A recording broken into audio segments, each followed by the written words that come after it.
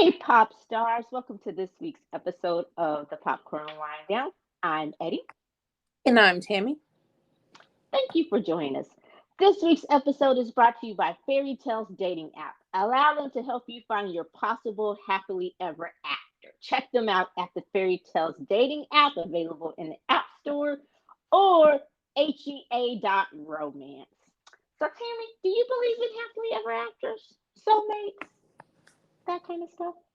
I Love believe at in first I sight? believe in soulmates. I do believe in soulmates. Now, I think that I have the mindset of um 90% of us will never actually find our soulmates because it makes no sense that our soulmates are always in the same country as us when we have a world population. So, I would just say majority of people's soulmates are probably not living in their city, their state, or even the same country as them. That's bleak. Huh. I believe in it. I just believe most people don't meet them because they're not here. You know, I want to Okay. believe that my soulmate is, a really sexy European guy. Okay. I understand what you're saying. Just the part about never meeting your soulmate. I, believe it or not, am a romantic at heart. I do believe in soulmates, and I agree with you on the fact that I don't know that necessarily our soulmate is always in the same city because I can tell you for sure that I've lived in Houston most of my life, and I don't think that he's here unless he's just passing through. I might need to go troll the airport or something. Maybe. But if I went to the hotels, then that might just present a whole nother problem. People might think I was trolling the hotel for a different reason. So that might give out a little bit oldest profession in the world type vibe. Not trying to do that right now either. But yeah. So what have you ever had like a meet cute or I don't. I don't know what a meet cute is. Is that okay? So is a meet cute on like you don't know each other and like you is only meet cutes when you just meet in like a supermarket or something like that, or you meet randomly on the street? Is that a meet cute? Is that the only way you can have one? Yeah, pretty much. A meet Okay. cute is like where you meet someone and you just kind of connect, and it's just like a cute little story or something like that. But yeah, it generally is like a random little thing, you know. But I had one. There's this guy when I would go to Starbucks and write a lot.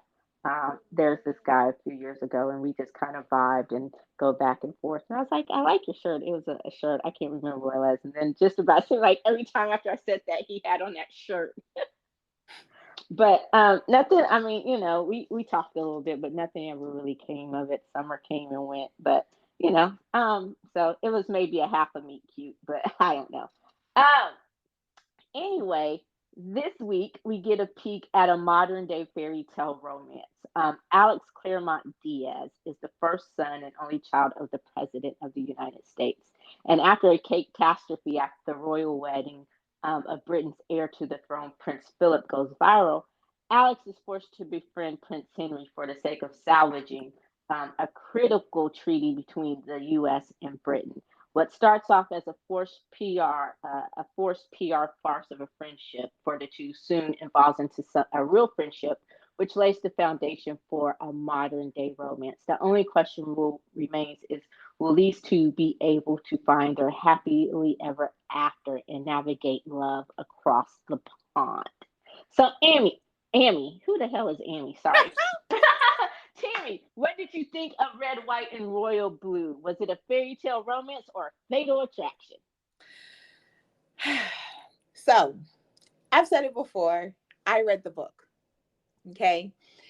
And I've come to the conclusion that you shouldn't read the book if you're going to go see the movie. Sorry. You shouldn't read the book if you're going to go see the movie.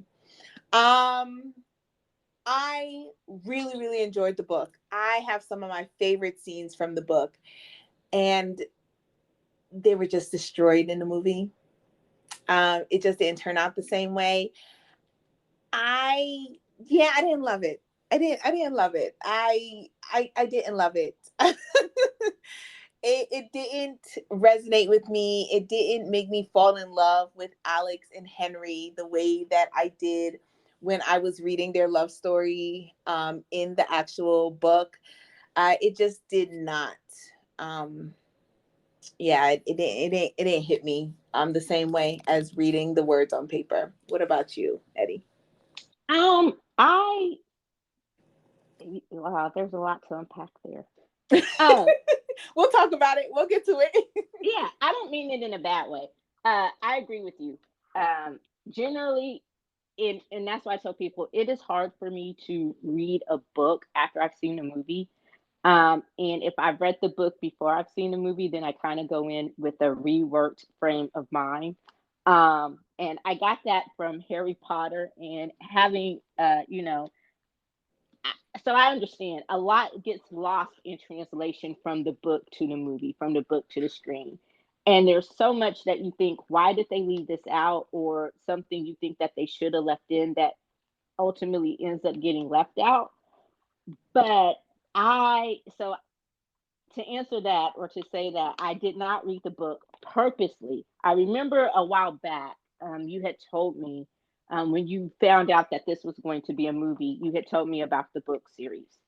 And I kind of figured, just based on your excitement, that it would be something that would come up on our list. So I intentionally, at that time, did not read the movie. I mean, read the book. Smart decision. Um, and but I will say, having seen the movie, it does make me want to go back and read the book because I realize that some of it, a lot of the meat and what happens sometimes is that sometimes I think when people make an adaptation of popular stuff, they don't always find a way to put the heart in it. And I could tell that it was cute, but I feel like some of the heart may have been left on the page or may have been left on the cutting room floor. So for what it was, because it was a 2 hour movie, I think it was cute. And for those who never read the book or didn't or have no intention of reading the book, I think it did an admirable job. Um, I know you're a harsher critic when it comes to that stuff than I am. So I would just say that I thought it was cute. Um, I delayed watching it for a little bit. I don't know why. Maybe because I thought it would be just sugary. I also thought it was one of the better rom coms that I've seen of as of late. And I guess that says something about the state of rom coms. But maybe once I read the book, because I do intend on reading it, I might change my mind and be like, oh God, the movie was actually horrible in comparison to the book. But nine times out of ten, the book is always going to be better than the movie. So, Yes. but was there anything, since we are speaking from the aspect of the movie, um, did you like anything about the movie? No, I don't get me wrong. I like the movie. But like I said from the beginning, don't read the book if you're gonna watch the movie. Don't read the book beforehand because it always leaves you disappointed. And you brought up the Harry Potter situation, but I think back to the Hunger Games. Um, I love the Hunger Games book series. I read the Hunger Games before the movies came out. And there were little scenes that in the book were just so significant, but were left out of the movie. And I get why some of them was left out because, this is Hollywood and not everything fits as well. And I think you said something perfect when you said it's not always as much heart as what is in the book when they transfer it to the movies. And I think with this one is I just didn't fall in love with Alex and Henry the same way that I fell in love with their story in the book. And it's not to say that they don't have a good story. Like, I think that if you never read the book, I believe that you would enjoy this movie. I was telling some of my friends that I was just like, look, you didn't read the book. I was like, this is gonna be a good movie for you. Like, I think you'll really enjoy it. Like, you like these types of movies. Like, you're gonna have a great time. And they were like, wait, but read the book, I was just like, yeah, but if you're not going to read the book, I think you'll enjoy the movie. And they did. Like, they enjoyed the movie when they went and watched it. But I just have a different sense because I can literally decipher like the different scenes and how the scenes could have been different to really portray like the love and the heartache that went throughout the movie. I loved actually like all the characters. So I will say that's one thing that transferred over to the movie is that the characters in the book, the ones that made it to the movie, I love every single one of the characters. I love the character of Alex. I love the character of Henry and Amy, his bodyguard, and Shane and Zara and his mom and dad, which there was definitely a shift there from the book to the movie. Um, so like I love the characters. That's one thing that I will say is I think that they did a good job on you still like seeing where the characters were coming from, but the love story was missing some stuff from it to make me truly fall in love with it. Okay. Um, I yeah, I I get that.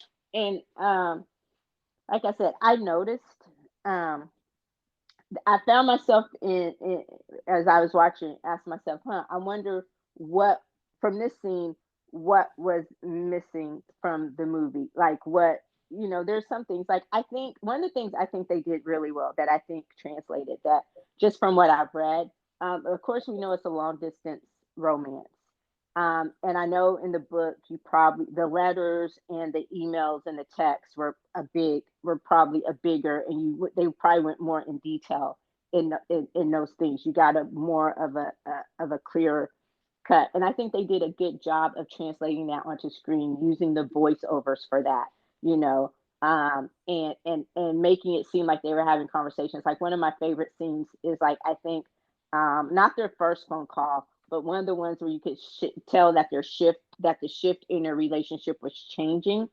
And I think it was the Thanksgiving one, where he was showing them the turkey and how the part in turkey. He just made the suggestion that it was a waste to put the part in turkey in a 4-star hotel room in Washington D.C. Mm-hmm. And so the staff ends up putting it in his bedroom, As and punishment. yeah, and so it was, and that was Alex and the president's son. So when he took the picture and they were on a video chat, I really loved how the imagery, and of course, the person that you want to talk to, especially as you're crushing on or beginning to fall in love with, you want them there, and you may imagine them laying there next to you. And I loved how they did that. Instead of showing us the back and forth of them being on the phone or the video chat, I loved how they were actually in the same room physically, but they weren't. I thought that was so cute. So there's some things, and so I love the way that they showed us the long distance, and they showed them even being more connected through the long distance, using the voiceover for the letters going back and forth. I thought was really, really great way to do that. That phone scene I thought was really, really good. Um, it was a great way to do that. And I actually love their story. Even though it wasn't the first time that they met, you asked about a meet cute. Them destroying the cake at the wedding isn't necessarily what you would call a meet cute, but I guess as they fall in love and grow older, and people say, "Well, how did y'all connect?" Because we learn later that they actually had met a few years before, but this is when they really first started connecting, or what forced them to form a relationship or a bond. The story about how they destroyed the cake at his asshole brother's wedding, that might classify as a meet cute. Now thinking back on it, now that you're madly in love, it's something you can actually laugh about and admit how funny it is. So that was cute, and I love the end credit scene. I don't know if you saw it, or when he goes, "I don't think anyone noticed." So yeah, but so I really liked that.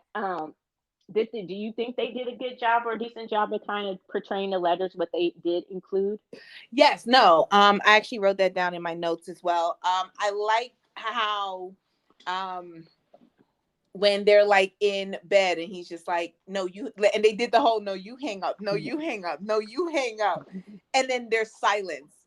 And I thought it was so cute because That's like something that everybody does in the beginning, in the honeymoon phase. Like you have that, no, I want you to hang up first. No, I want you to hang up first, like kind of thing. I thought that was really cute. I also like the fact that Henry was in the bedroom with him in his bed. And then once he hung up, he disappeared with butterflies, Yeah. right? Like I thought that was a beautiful scene of him showing up, them having a conversation, but they're not actually together in the same bed. And then once the phone call ends, you see him disappear as butterflies. I thought that that was one of the things that the director did very, very well, is connecting the letters in the text message, because it is a good portion of the book, but you don't need that much in the movie. I think that they did a good job. See, I can point out good things about it. I think they did a good job of showing how the letters and the text, well, not necessarily fully the letters, but the letters, the emails, the text messages, and the phone calls played such a huge role in their love story, because there is a whole ocean between them. Yeah. You know, and going back to that scene, I love also that it was the fact that they hadn't admitted, like if you would have asked either one of them, they would have just said at that point they were still friends. They were still just friends. Even though both of them were crushing and they didn't know where the other one stood. They made assumptions about each other's sexuality based on public appearances. And I think the one who was the most in the closet obviously was the prince. Um, and I loved how the roles were kind of reversed in this. Um, Especially because he pointed out, he's like, I love that part where he goes, technically, where the Secret Service, where there was the fireworks at the hospital, and the Secret Service, um, was it the secret? Was it when he got busted with the Secret Service? Oh no, it was when what was her name? Sarah Shahi. I love her. The actress who played the his mom's chief of Zara. staff. Yeah, Yeah, Zara. Zara. I love the fact that when she busted him and she goes, "You're fucking the heir to the throne." He goes, "Technically, I'm the spare." And so I was like, okay. But and in that case, you would think that he would have been the wild playboy, even though you know that he probably would have been more discreet about his public life. But you probably would have thought of him. He was the more buttoned up one, but you would have probably thought that he was the wild playboy who would have been um, maybe the bi character, you know. But what he say, he was as gay as a mollywop or something British, Oh, a magpie. a magpole. And and then I guess after the scene with the journalist, what was his name, the asshole journalist, Miguel. Miguel. Yeah, you would have thought that Alex was the one who was gay. But you know, I didn't mind the role reversal. I just really thought, you know, that it was cute how he was just so buttoned up. But one thing that resonated with me was the scene. It kind of broke my heart, and I think that's the point where I said I definitely want to read the book.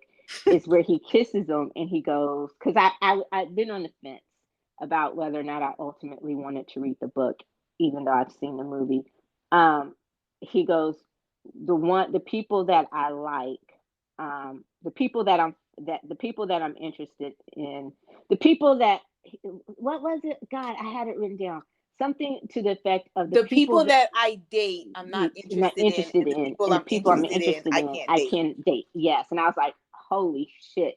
That right there, that was a whole bunch of luggage to unpack in that one little statement. That was like a whole matching Louis Vuitton set. I was just like, What Louis Vuitton said. yeah, that was a lot. And I was just like, yeah, okay, that's it. Tell me you're gay without telling me you're gay. Like, You right about that. that said it all.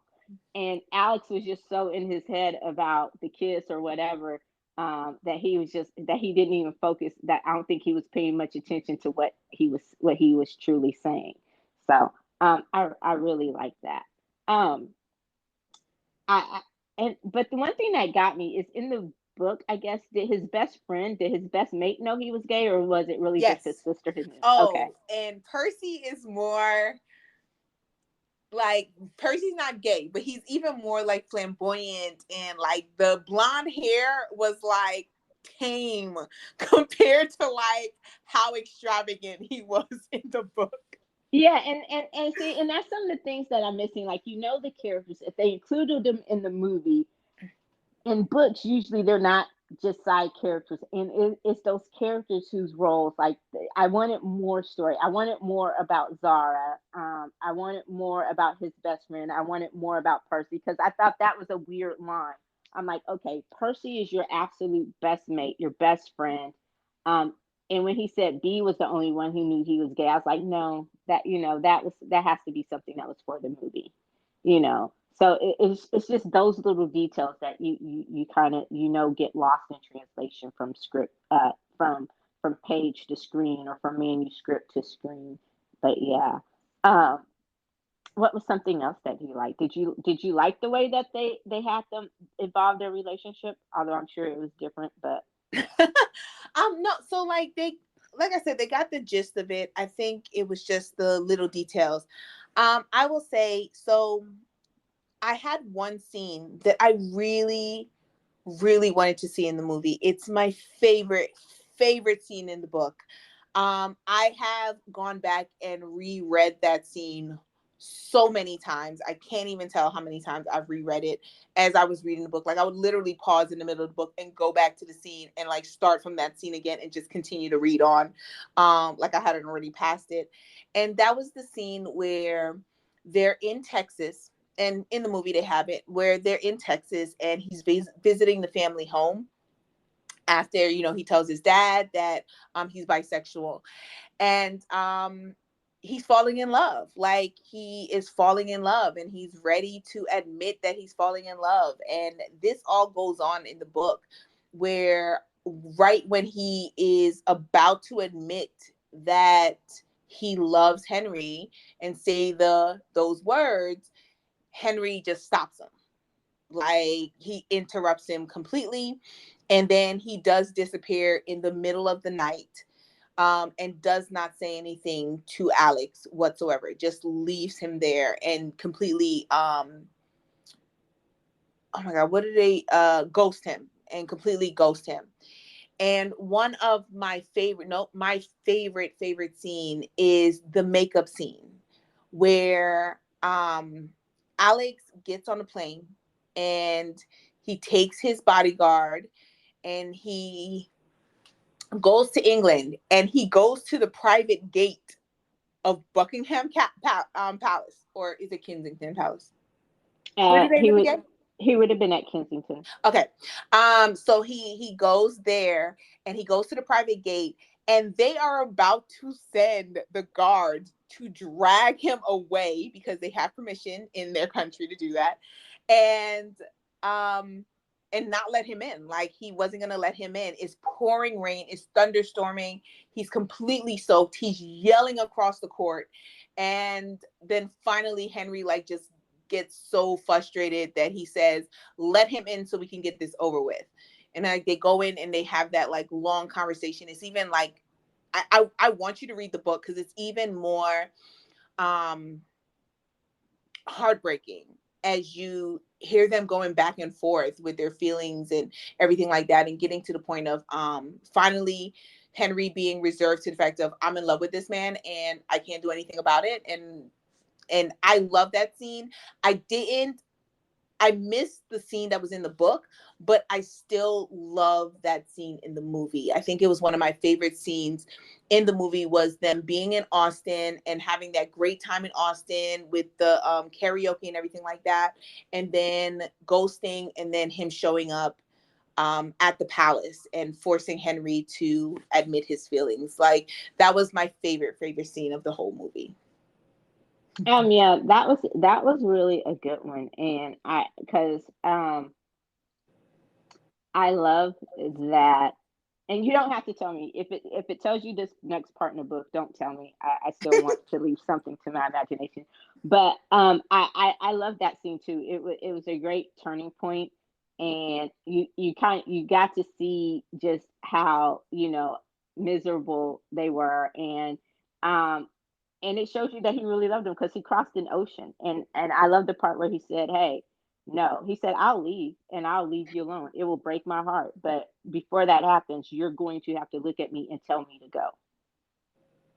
And he couldn't do it, and I was like, yes. And when they went to the museum, he took them to the museum, and they danced in the museum, and they made up. And the next day he left, and he was telling them, be patient with me. And he gave him his ring, and Alex gave him his key. And so uh and they were about to get on a plane, and you could tell he wanted to kiss him. He's like, not yet, not here. And it was just like, okay. And so he went home, and and the part that where he was resigned to, where you could, like, I kind of gathered. And again, hats off to the director, the cinematography. This is one of the things I think really worked the way, because when he said earlier, during the first phone call, that he was an insomniac, that he didn't sleep, right? Mm-hmm. And he woke up that next morning totally refreshed. Like, he slept, he was peaceful, and he looked around, like, at his dog, David Bowie. He looked like, I can't believe I slept through the night. Like, oh my gosh. And then he gets up. But then it was like, wait, no one's come to wake me up. Like, why have I slept so long, right? And so he knows something is wrong. So when he's going out there, I'm thinking, oh God, something happened to his brother. I kind of went Young Royals. I'm like, oh God, something happened to his Yeah. brother now, and now he's gonna be the king. I'm like, oh no, he just went from spare to air, and how bad. Um, but so he went, and then he finds out, his sister tells him that basically they've been outed. Not only hacked, but outed. And I was so pissed. Like, I don't care how you feel about someone. I don't care if you agree, you don't agree, you agree, you disagree, whatever. I think that is one of the worst things you could do to somebody, is to out them. And You're gonna especially be more like mad that. when you read the book. Especially without the consent. And I think Miguel did it. I think again, that's just me. I think Miguel did it. I think he did it from the point, or from the time when he saw them in the hotel, or he figured out, that they were together. Because Joyanne Reed, she was on it. Like, hey, if the emails were released at this time, how did you have this story ready to go in 2.5 hours? Like, you had to know something beforehand, you know. And then him just being so smug about it. I'm like, yeah, that little motherfucker did it, you little puta. um, yeah, like, no, I will say, when you read the book, you're gonna be even angrier of so, how, because they Miguel is a new character. oh, Miguel's a new character for the Yeah, movie. yeah, Okay. he's not in the book. He was just created um for the movie, and that's because they cut some of the political stuff from the book in order to create him, to make the connection. So I think in the movie, I agree with you. I think in the movie that it's shown that it is Miguel who ended up doing the hacking and outing them. Um, but in the book, I'm telling you, like, you're gonna be even angrier. Like, it took me a minute to have to read through those pages where they were explaining like how it went down and everything like that. Like, I was so pissed. I was so pissed. Yeah. And that was one thing. Like, and even if he is a new character, I think, just from my personal standpoint, and this is where I put on the writer hat, and I try not to do it, because I just think, and I'm not saying I would have done it better. I just know that as we write, we would have done it differently. And I think one of the things, even as a writer and as a viewer, I really kind of was like, and especially given what was at stake, who their families were, the politics involved. I'm like, why the hell is no one trying to figure out who did this?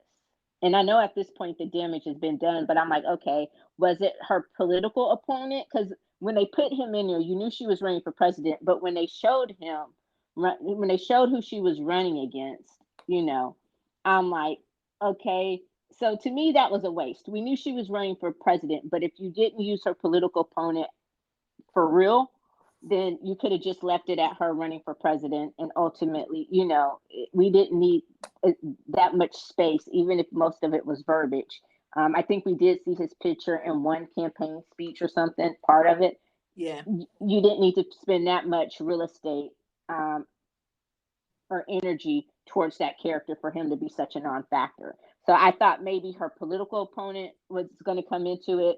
And I guess, I have a feeling I may be on the right lines. Like I said, I want to read the book for sure. They alluded to Miguel doing it. So if you were going to just allude to Miguel being the one who was involved with the leak or responsible for the leak or the hack, then you didn't need to focus on her political opponent because he was a non-factor.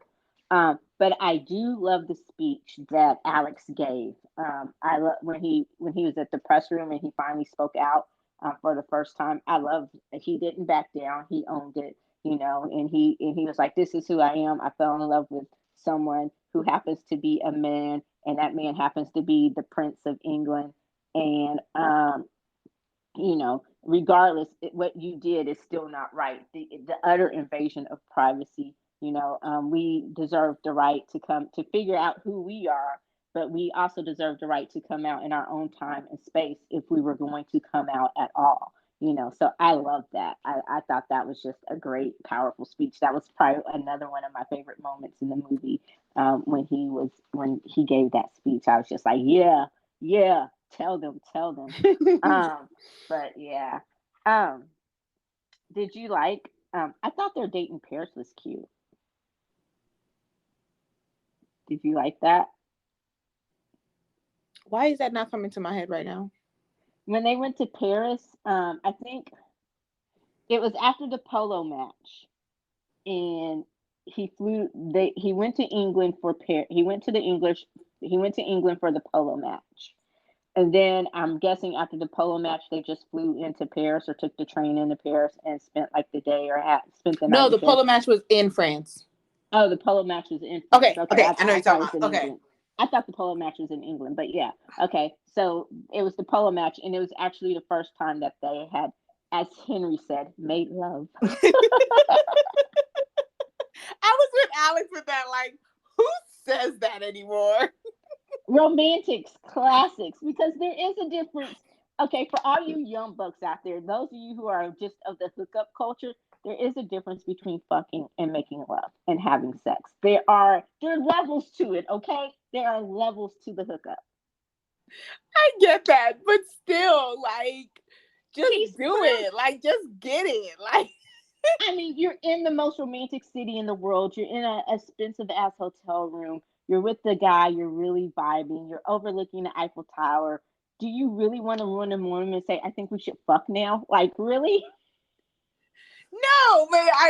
It was just how he said it, and I'm sorry. Like, I was on Alex's side when he was just like, yeah, like, yeah, I'm down, but I'm really nervous right now. Like, who says make love anymore? And I was just like, I know. I thought it was cute. Like, that's the romantic in me. The He was classic, so like, like shy at that moment. Granted, he's a shy character anyway, but he was just so shy and like, because in the movie, well, it doesn't really show it or anything like that, but he's actually 2 years older than Alex, and so like within that moment, I'm just like.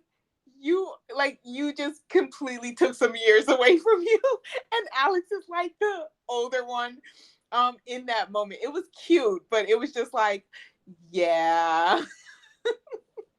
yeah. I was like, oh, that's so cute. Look at him trying to be a gentleman. And then also, I thought it's cute because as far as uh being with men, Alex was a virgin. Like, I don't think he was a virgin as far as full on sexually, but that was his first time actually going all the way with a man. And so I thought, oh, and he goes, and when he figured it out, he's like, okay, who's gonna do what? Like, it's like, tell me you've never done this without telling me you've never done this. So I thought that was just cute. The way that whole moment unfolded, and the make love kind of served as an icebreaker part to his nerves. But when he told him, he said, "I got you, baby. I've been." He's like, "I went to a British boarding school." Like, oh yeah, the stories about the all men male boarding schools. The But all I thought, okay, so I'm fully like agree with you on that. But when he said that, even knowing I read the book, like I read the book, like I know how it goes down. But when he said that in the movie, my first thought was, oh, so he's telling you he knows what he needs to do. Like it just does not click automatically that when you say a statement like that you're talking about the fact of like you're gonna show Alex what he needs to do. And I was just like, because there was a whole thing where people were making jokes and they were like, wait, so we're supposed to truly believe that Alex is the top and Henry is the bottom. And I was just like, now in the book, that's not how it goes down. But I was just like, yeah, because he made it seem like, okay, I'm good. Like I've done this before. Like I know how to get it done. And I'm just like, yeah, on the bottom from the movie. Like I was like, that is not how that statement went for me. Like at all. If that makes sense. Like I heard him and it was something else in my head on what he was really saying. And then when you see the scene, I was just like, yeah, that's not how that statement goes, but okay. It's like, Well, do you? I think maybe we missed the part where they figure out, like maybe there is no role in there, and that's just where we got to. I don't know, but um, hey, It's maybe just in he the movie though. Like in the book, like I said, in the book, it is very different. Like there, that's not how it goes down. But in the movie, I'm gonna get a little technical on when you do TV shows and movies like TV shows with a gay what I call it a theme. the gay leads Gay what? with gay leads and LGBTQ. I don't know, No, like when you gay have like stuff. a gay romance. I'll just say gay romance to make it Okay, simple.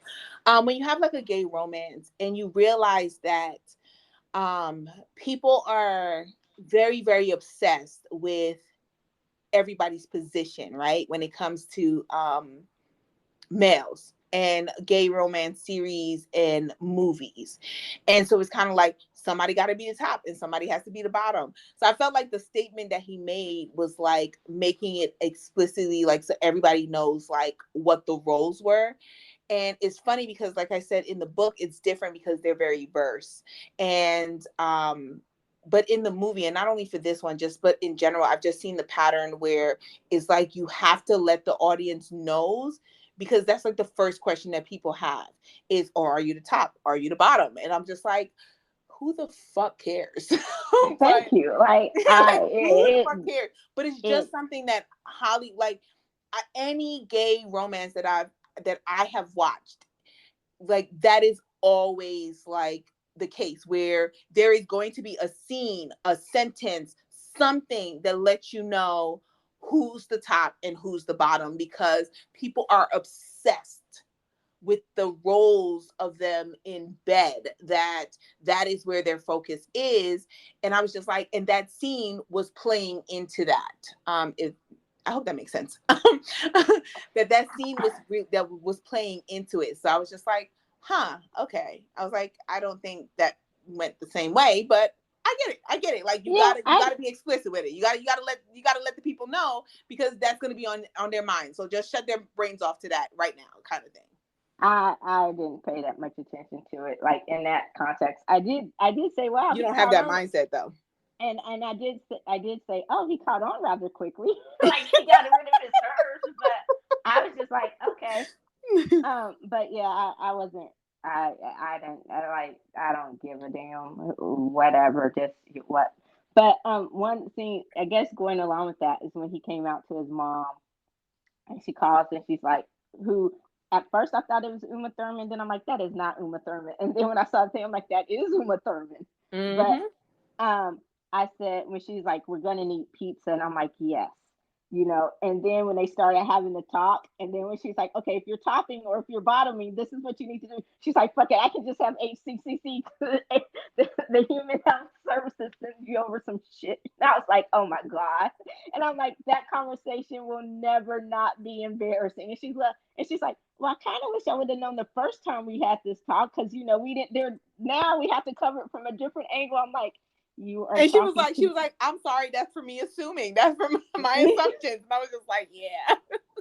and I'm like, oh my God. And I'm like, he's 20. But I just love the scene. Like because even as adults, there are some points where no matter how old we are, especially if you have good relationships with your parents, you still need your parents. And there are moments when you still just want to crawl up into your parents' arms. Like I said, shit went down at work, and the first person I went to call just to tell me it would be okay was my mom. You know, um, and so I really appreciated that scene, and I watched it after a shit day. So when I see stuff like that, it always reminds me, go tell your mother you love her. Even if I told her 50 million times a day, I'll just say, thank you, mommy, I love you. So I really love that scene between them. Um, and I love the fact that they were pizza, but when they were having that conversation, I'm like, yeah, that conversation never gets easier. He was like, "Mom, no, stop! Like, I'm not talking to you about this." But I yeah, didn't know people still had that conversation. what with their parents Yeah. I don't know about? anybody that's ever had that conversation with their parents. I did. I never did.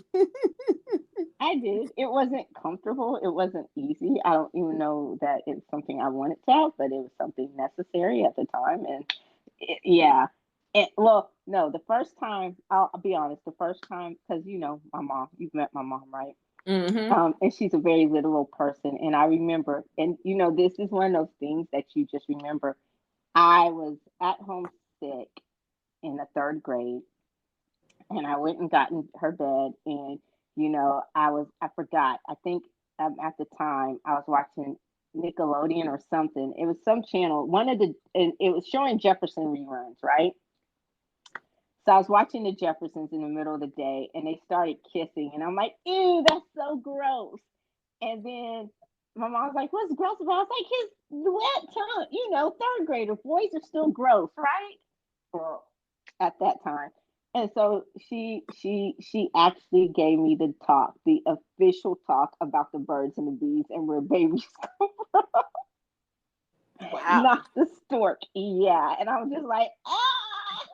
And then fast forward, I guess 16, 17, we had the other for real talk about this is what you need to do, taking that birds and the bees talk is this is what we're gonna do so you don't become a mom. Like, yeah. So I've had both of those talks.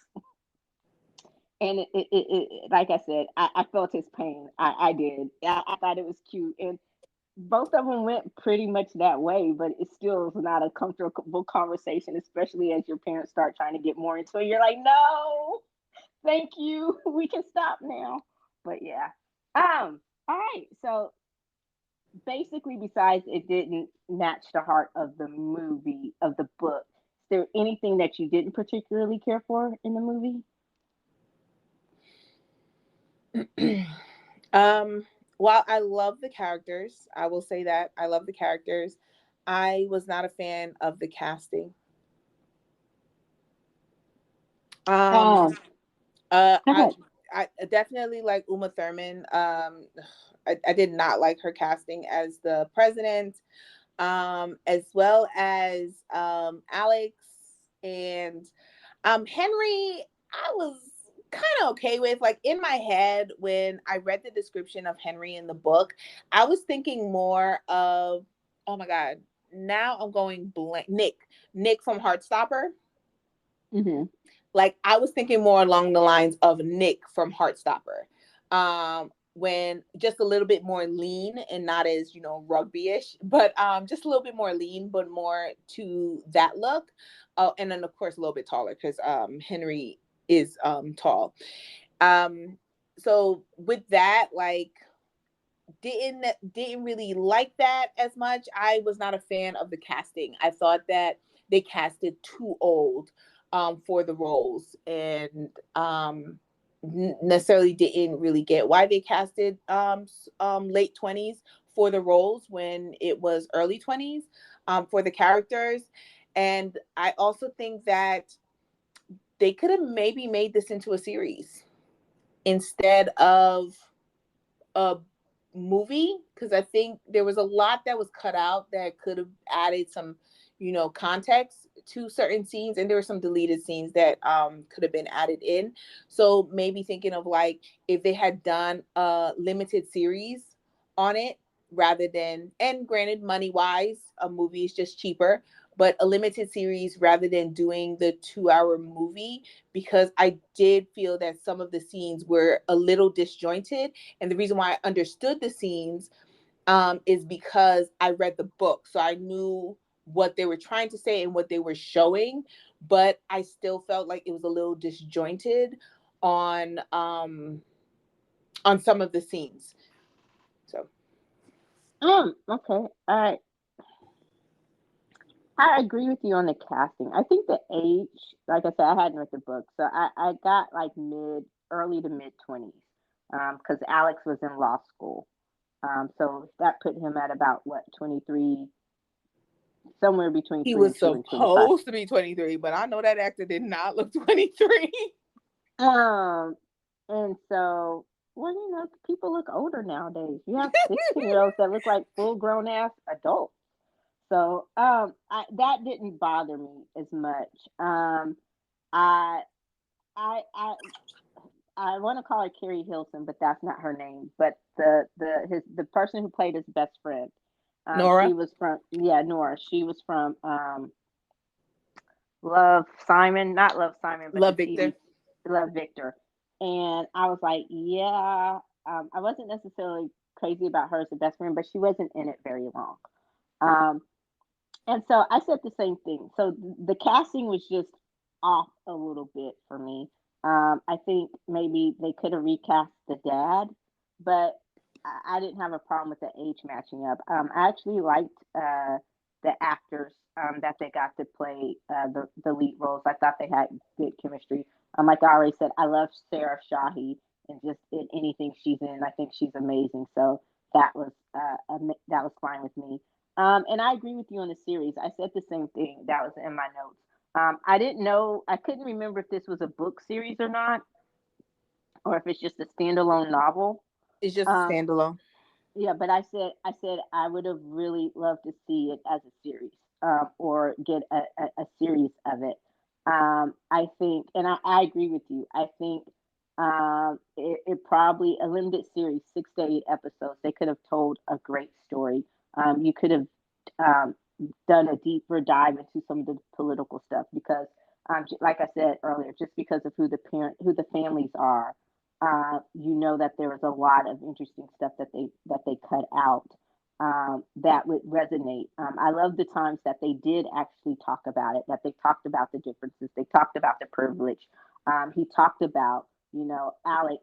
I love the fact that Alex was not running away from his role as the first son, and playing a role in his mother's political campaign and voicing his opinion, and talked about immigration and the immigrants, and being wanting to see more people that look like him, in positions of power and taking advantage of that.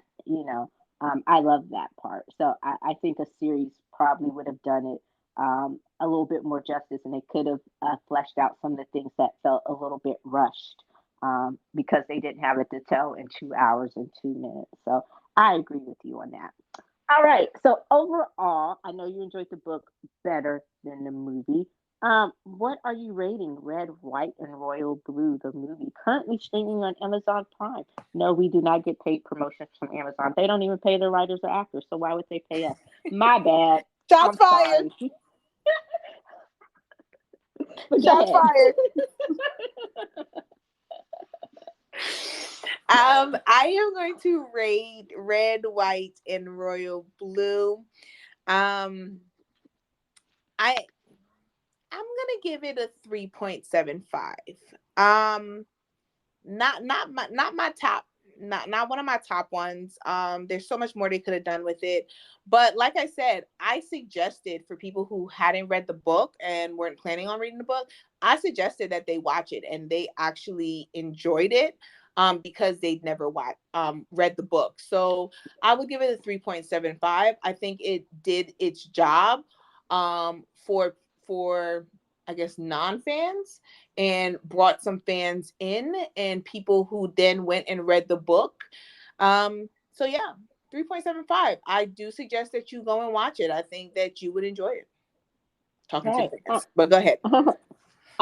Yeah, I gave it just a little bit higher, probably because I haven't seen the book. I haven't seen the book, haven't read the book yet. It is in my Kindle library. For those of you who have Kindle or Kindle Unlimited, you can get it through Kindle Unlimited, meaning you can check it out for free, and read it there. Again, not a paid promo because we just talked about Amazon and how they pay people. But moving on, I am going to give it a 4, for popcorns. It was really good. I got to watch it at home. Um, Go in, pop me some popcorn a little bit. I got to watch it at my own pace when I had to go to the bathroom. That's the plus. I could pause it and go to the bathroom without coming back and worried about what scene I missed. So I gave it a 4 popcorns. I thought it was really cute. Like I stated earlier, it's one of the better rom-coms that I have seen recently. And yeah, I think it was really, really good. And if you're obsessed about who's topping and who's bottoming, you're missing the whole point of the damn book and movie to me. But yeah, that conversation just kind of blew me away. And I'm like, really? People were, that's just so weird. But anyway, um, I definitely, if you're a fan of romance, you're a fan of meet cutes and rom coms, and again, it's not reinventing the wheel. It is a little predictable just because you know what is supposed to happen, and you get your happily ever after. I think the journey that they take us on is worth 2 hours of your time.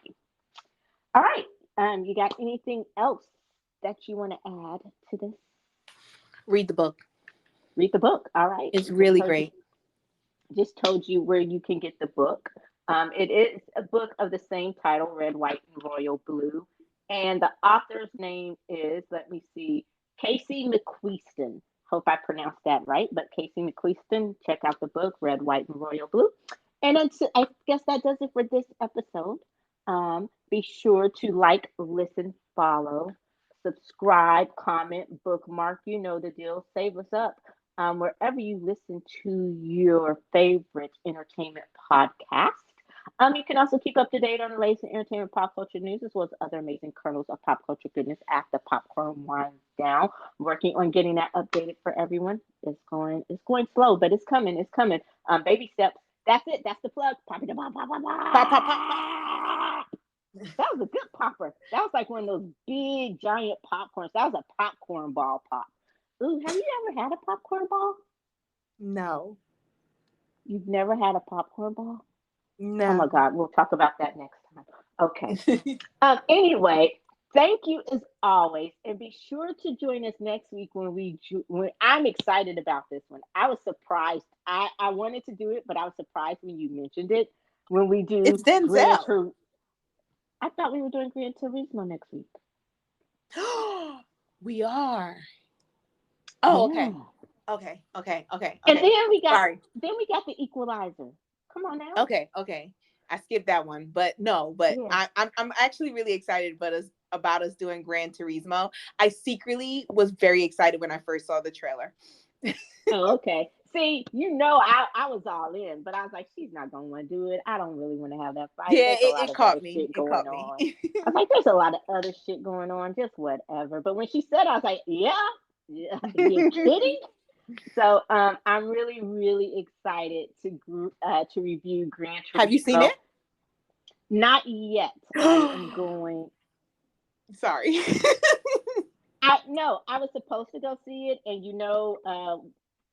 the reason why we've had to kind of put Hmm. off recording for a day or two is this summer was a bad summer for me and my migraines. I was having migraine flare ups, so when I was supposed to go see it, I was supposed to go to the sneak preview. I had a migraine flare up, so I am going definitely to see it, and I've been regretting it ever since. I'm like, damn it, because it came out. The preview was 2 weeks before the movie, and I was like, ah. And then Yeah.